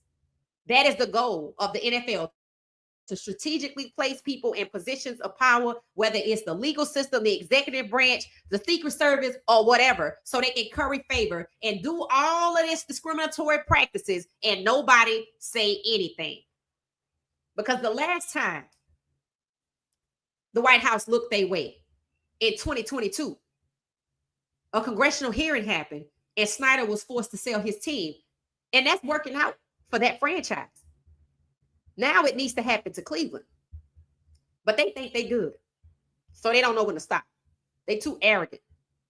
It said, K. Hayes, I didn't see that. He made completions when he could. Yeah. What's in the dark always comes to the light. That's it. That's it. It said the twin could also be how Pickett. That's exactly how Pickett got there. DTR got to Cleveland with Barry. And DTR got to Philly with Barry. And his brother is how Pickett got to Cleveland. Why would they need Pickett? Let's be honest. Remember, they interviewed with Russell Wilson. They were forced to interview with Russell Wilson. Between Russell Wilson and Kenny Pickett, who both played for Pittsburgh, and Russell just took them to the playoffs, why wouldn't you get Russell? The same reason you didn't get Shedeur in the first round, and why you not getting Lenore Sellers in 2026 in the first round. Why are you trying to run it back with what you just taking black quarterbacks and holding them hostage so their careers can fall? And all of them are in on it. Because 17 to 32 is real. And if you get out here and think you're going to play, you're going to get hurt. Ask Anthony Richardson. First, it was a shoulder injury. Then it was a dislocated pinky in a preseason game, which is why I'm happy Shedeur is not playing. Because I said it. Cleveland is desperate. Kevin Stfansky losing his mind, acting like he on rugs, trying to protect Dylan, who they didn't expect anything from until Shedeur was forced there, which is why they was pissed. So, yeah, he has a twin. And they've been working together. So he needs to use his connection since he done ran over there and act like the proud uncle at the barbecue that nephew Shedeur came home after he had a great season in college ball, and get him the hell out of there, or get Stfansky out of there. Somebody got to go. This is clear. They're talking about they got too many quarterbacks. I'm like, they got a rogue coach. Stfansky got to go. He have to go for a multitude of reasons. Because if anybody refers to themselves as a servant leader to their job, they are not talking about their job. That is coded, thinly veiled language. He got to go. Let's see if that's what happens. Because it's going to be Shedeur or Stfansky. Somebody got to go. And Andrew Berry clearly don't want Shedeur going nowhere. That's why he ran over there in his show of support. Yeah, he was my pick. I did good. What is he trying to get the hell out of Cleveland? Maybe he's trying to get the Philly to be the GM to get the hell away from Cleveland. He could be. He ran over there for a reason. They said he hugged Shedeur. I didn't see that part. I'm like, wow. Shedeur is just like his dad. Not just forgiving, but they don't let on. They don't let on, and they know how to maximize the foolishness. They do. God's still working on me. It's just best for me to stay away. It's just best for me to stay away because the look on my face, I can't hide it. I can't hide it. I can't. I use other people as a buffer. If I see somebody coming, I'm going to let that other person go first, and I'm going to go this way. So they some good people. That's why people ride with them. They doing things we can't even do because God's still working on us. God is still working on us. Did y'all see how the Carolina Panthers and the Cleveland Browns players after the game got together in a circle, select players, certain ones, not everybody, got together in a circle and prayed after the game? I love it. I love it. I absolutely love it. Cleveland is raggedy. That's the best way to say it. That's the best way to say it, y'all. Cleveland is raggedy. I like that. Who said that? Chocolate. Here you go. Here you go. Here you go. Here you go. Here you go. Cleveland is raggedy. That's it, y'all. Cleveland is straight up raggedy. Like, that's it. They just raggedy. I like it. It fits. It's raggedy. It's raggedy for sure. Like, I love that. I'm gonna put a star by that. I like that. Cleveland is raggedy. Yup. It's that Flacco will get injured before game 3. That's probably hoping for. He probably trying to get the hell out of there. When the cabinet lady first asked Pickett, when he first got to Cleveland, she asking him when he being interviewed after practice or when he first got there. So is Shadua Sanders celebrity a problem for you? I'm like, lady, you own something. Flacco face was like, oh Jesus, what did I sign up for? So yeah, that's why he happy. He's happy because he know he can win with Shedeur as the 2. And I'm fine with that. Because really and truly, for $4 million, you're going to have to get somebody else to do that. And they don't even want to put Dylan out there and make him earn his keep. Nope. Cooning ain't easy. No, it's not. It's not. It's not. It said Lauren, the Sanders family trainer, needs to get over to Cleveland to take care of Shedeur.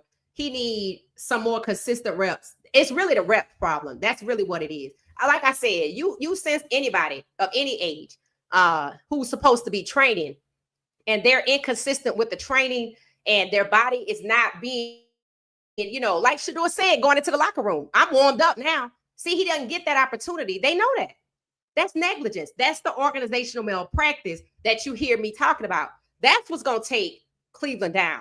Because under organizational malpractice, there's proof of negligence. There's proof of an unsupportive environment for Shedeur.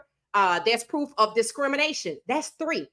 We can keep checking off the boxes, which meant by the time it come up, because they're not afraid of it right now, because they think they have current favor, but they already got exposed in the draft, but they still at it. That is arrogance.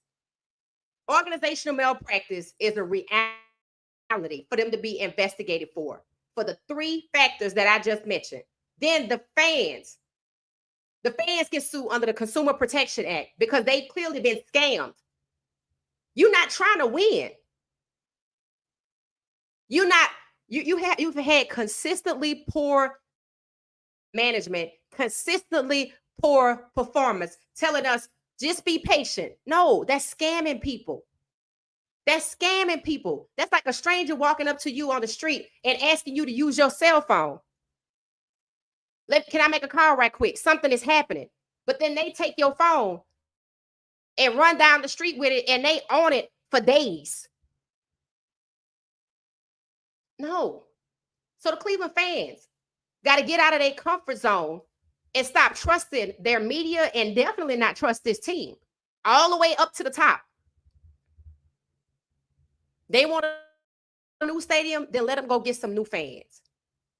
Taking the team out the city so they can have what Dallas has, the star, so they can make money on everything but football. So they don't have to position themselves to win. They just want to be like Jerry Jones. But God, at least Jerry Jones has a $10 billion valuation. At least Jerry Jones had a legacy of winning. But even his star is starting to dim. I watch TikToks with the Cowboy fans getting all the family members together and they excited. They just excited to be excited. They don't have nothing going on to be excited about other than to be associated as a Cowboys fan when it was good to be a Cowboys fan. That's delusion. That's just something to do. Just like after church, some people go to Walmart. That's just something to do. I don't want nothing. I'm just going because I just, want to go. It's just a ritual.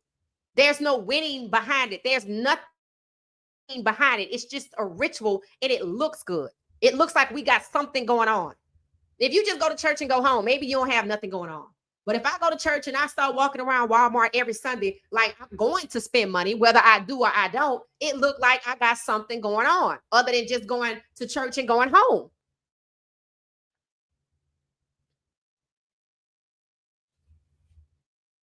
Kevin Stfansky with this 1-5, the 6-19, the 3-14, the leaving Dylan out there to look terrible, to drafting Dylan in the first place, to make it to lying and saying you feel more comfortable playing with Dylan in the regular season, you better be trying to build up his trade value, which is why we don't see that interception. That better be what you're doing. But you're doing it at Shedeur's expense, and we're not having it. He needs to be told at this point, find your way back to Cleveland, even before the game starts. If Flacco got to play in that game, whether he get hurt or not, Stfansky need to be told, find his way back to Cleveland. Because this is what Dylan is supposed to be doing. Dylan is so much better than Shedeur. You use Dylan to tear down Shedeur, but you scared to put Dylan out there. But that just means you got Dylan to tear down Shedeur. He need to be fired. And if they don't fire him and give him another contract, then fans need to sue.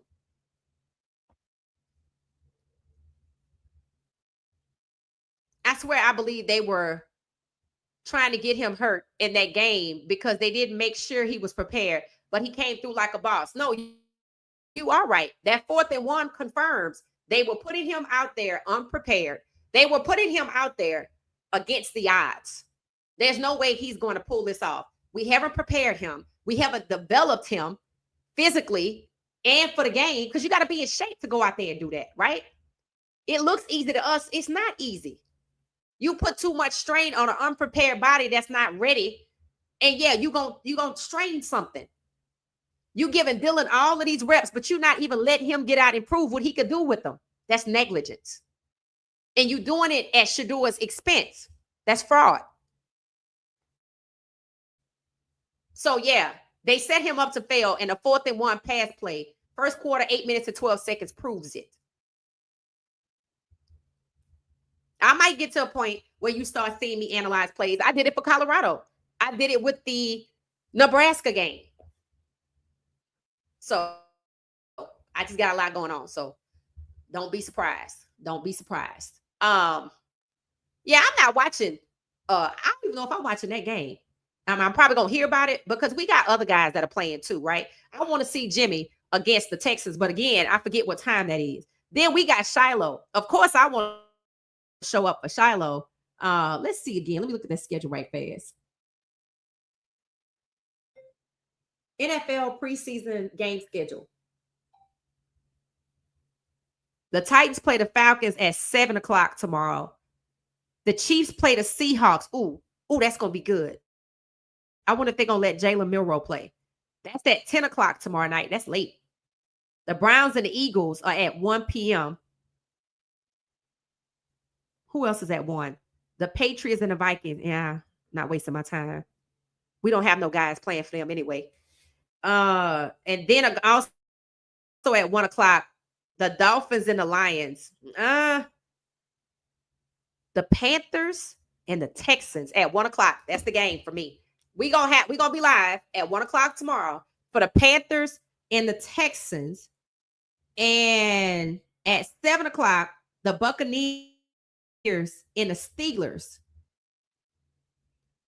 Also at 7 o'clock, the Ravens and the Cowboys. Oh, Lord. So we're going to have to go back and forth between Shiloh and LaJohntay. Okay. LaJohntay getting a lot of love. A lot of love. Somebody pointed that out in the comments. They say it is crazy how all of the rest of the Buffs getting all of the love, but they tearing down Shedeur. I'm like, because they not a quarterback. They got devalued, but Shedeur got devalued and he's being torn down. Something you don't see them do with white quarterbacks. They don't devalue them. They don't tear them down. They look at them as the true kings of the NFL. When the black players get to the QB spot, they are devalued and they are torn down. Look at Lamar Jackson. Look at Jalen Hurts, who just won a Super Bowl. And they go through lengths to hold him back to getting there. Lamar Jackson, go back and look at that game again now after you see what they're doing to Shedeur, after you know what they did to Jalen Hurts, after you hear Malik Willis' teammates say there's no way he should be a QB2.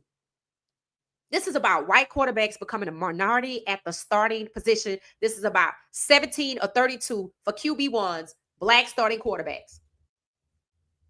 It should already be 18 going into this season. Lenore Sellers and Kaden Salter is 19 and 20. They trying to stop the inevitable. And the reason it is inevitable is because they keep drafting these guys with the intent to destroy. But it's not working out that way. Look at Shedeur. He was supposed to be treated like DTR.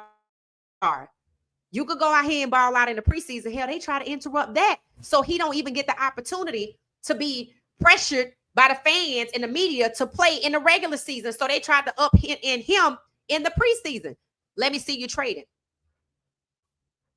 Oh, no, he's too much of an asset. We're going to get something for him in the draft. So he's an asset to you.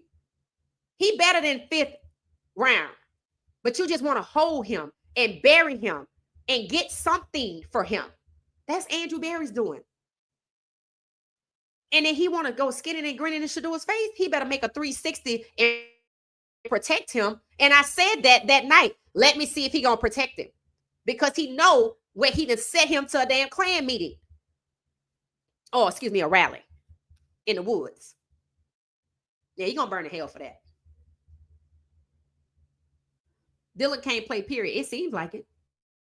It just, I mean, they trying really hard for him not to get out there, which meant they just used him as a wedge. I wonder if they told him that. You know, we only drafted you because we need to hold Shedeur back, and I need somebody to take that roster spot. That's what it seemed like. I need somebody on the depth chart to block Shedeur.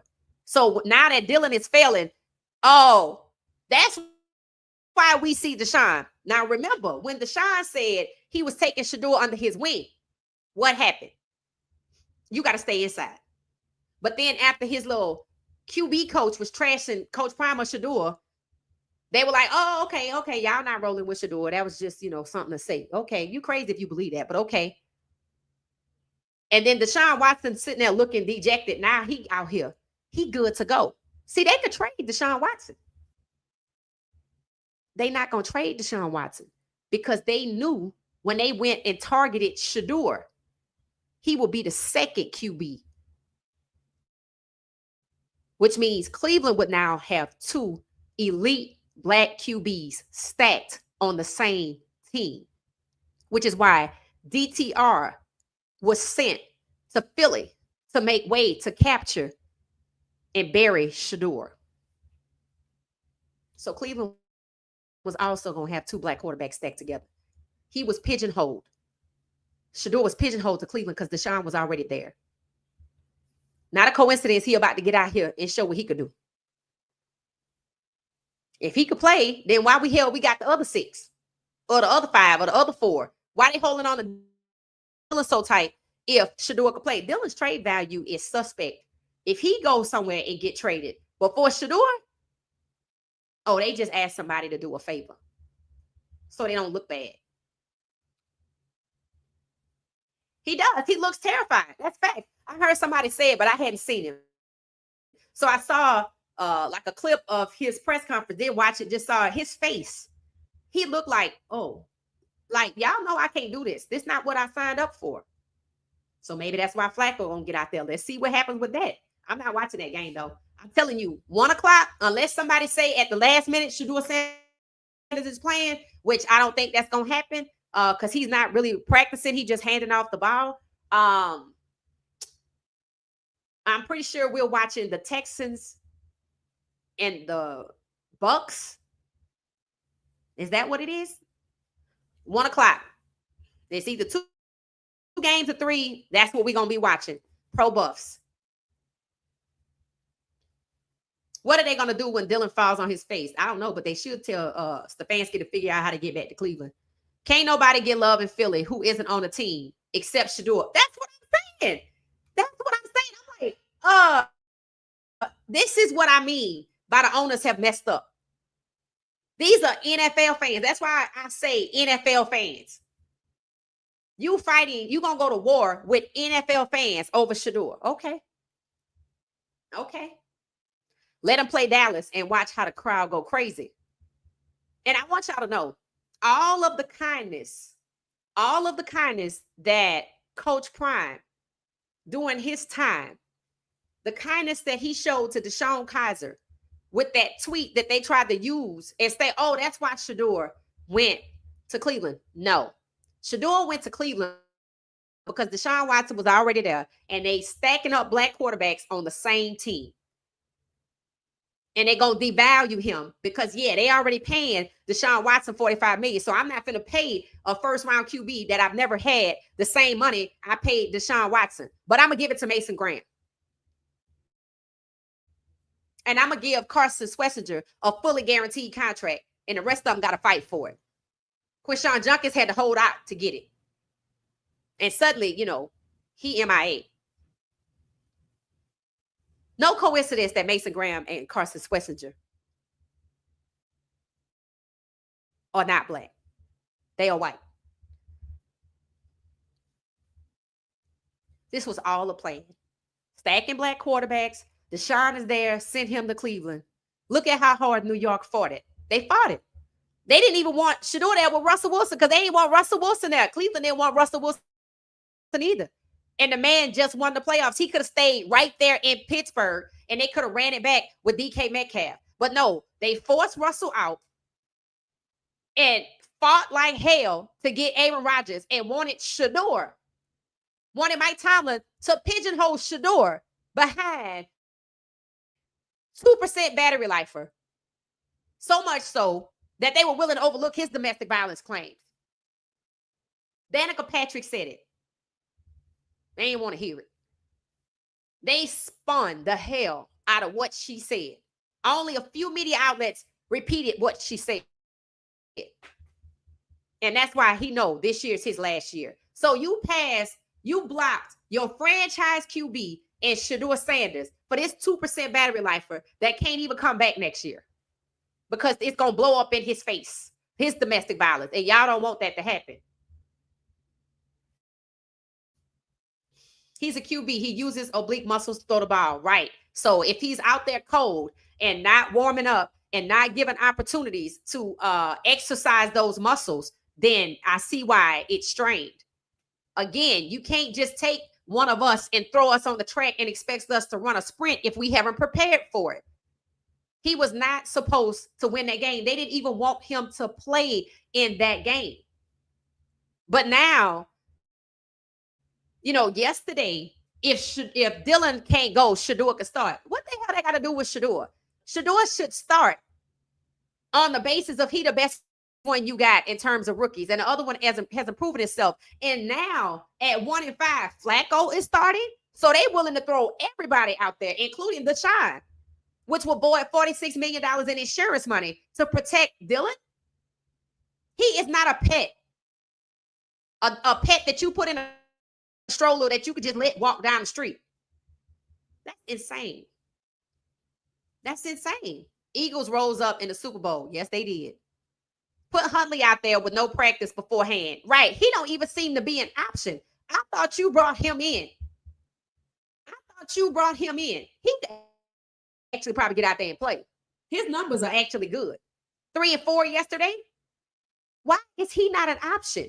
You said you brought him in for the injuries. So if Shedeur can't go, then Huntley should play. But you're going to put Flacco out there so you don't want Huntley to get no shine. So what did you go get him for?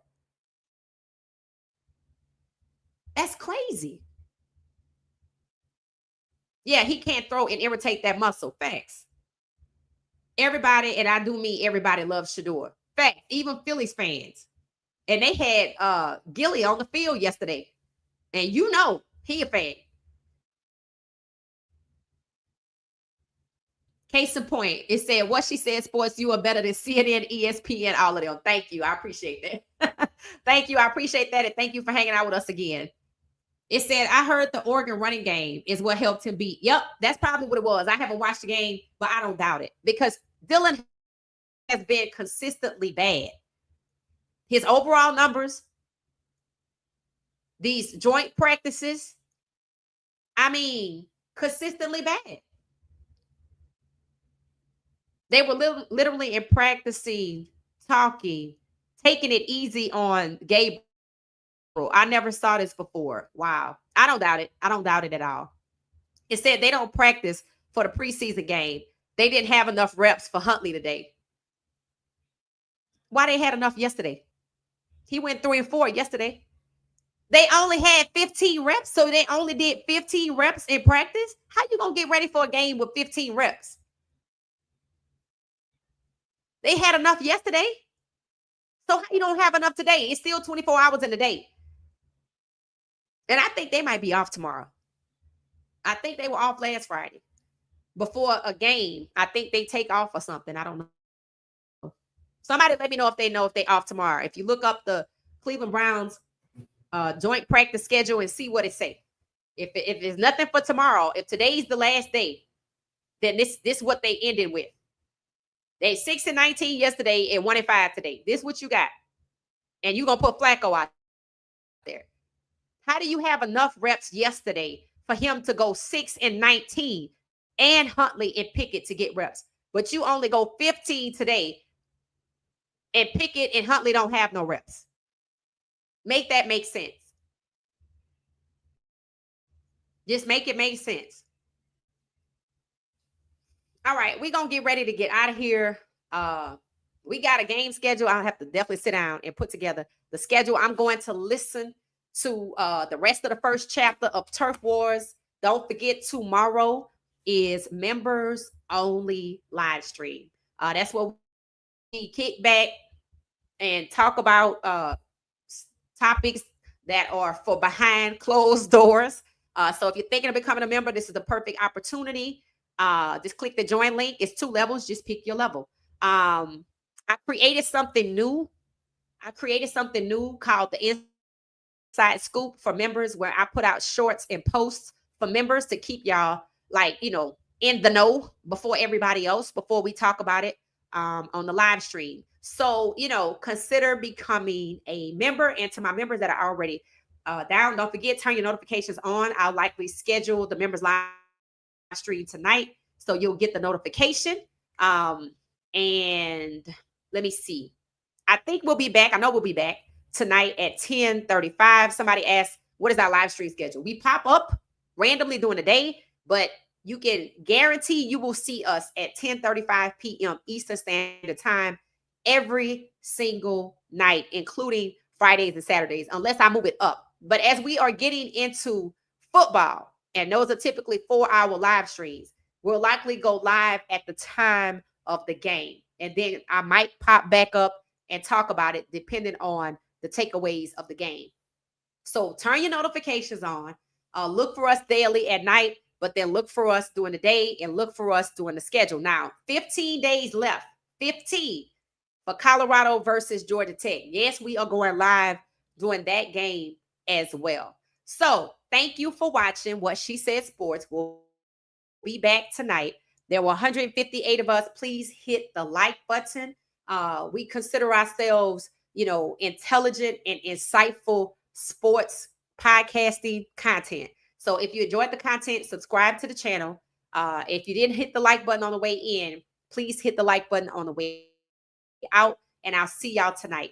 Thanks, everybody. Thanks so much for watching What She Said Sports.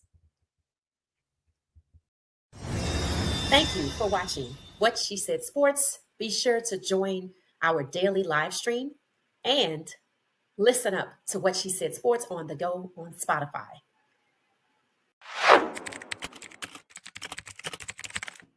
Thank you for watching What She Said Sports. Stay for another video.